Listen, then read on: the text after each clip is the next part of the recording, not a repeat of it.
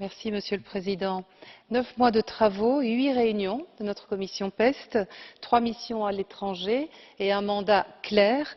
Passer à la loupe les dysfonctionnements ou pas de notre système d'autorisation des pesticides et surtout tracer des pistes pour l'avenir. Tout ceci, on l'a dit, dans la foulée du renouvellement controversé du glyphosate à la fin de 2017. Je voudrais d'emblée remercier nos deux rapporteurs, M. Staes et M. Lins, pour l'excellence de la collaboration avec eux et aussi, je tiens à le dire, Éric Andrieux, un président expert, un président exigeant et un président empathique.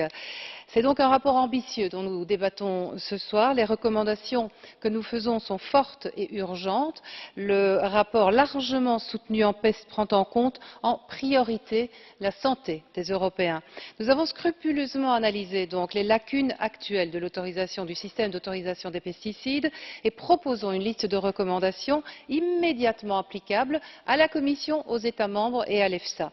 Première exigence, et c'est à l'attention de l'Agence européenne de la sécurité alimentaire, les experts qui travaillent avec l'industrie doivent être exclus du procédé d'autorisation des pesticides.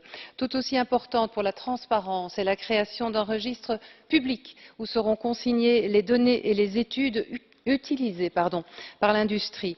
Nous demandons également que l'Europe augmente le budget de l'EFSA pour renforcer l'indépendance et son efficacité. Je rappelle un chiffre qu'on oublie souvent. Aujourd'hui, le budget de l'EFSA est 4 fois inférieur à celui de l'Agence européenne des médicaments. La sécurité alimentaire mérite mieux que ça. Sur les coformulants aussi, qui, comme nous le savons, ont été au cœur du différend sur le glyphosate entre le CIRC, le Centre international de la recherche sur le cancer, et les agences européennes. Ma question, Monsieur le Commissaire, est la suivante. Elle est simple dans le fond.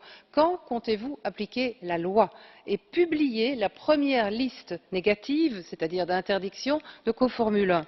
On sait pourtant aujourd'hui que c'est cet ajout d'adjuvants et de synergistes qui est au cœur de la toxicité des produits. L'Europe doit aussi promouvoir une politique zéro pesticides dans les espaces publics, les crèches, les écoles, les hôpitaux, les plaines de jeux et enfin élargir l'interdiction d'autres néonicotinoïdes tueurs d'abeilles que ceux déjà interdits. Je pense ici au thiaclopride. En conclusion, l'Europe n'a pas le choix, je conclus Monsieur le Président, je vous rassure, elle doit suivre les recommandations de PES. La protection de notre environnement est une priorité citoyenne, elle doit être au cœur de nos décisions.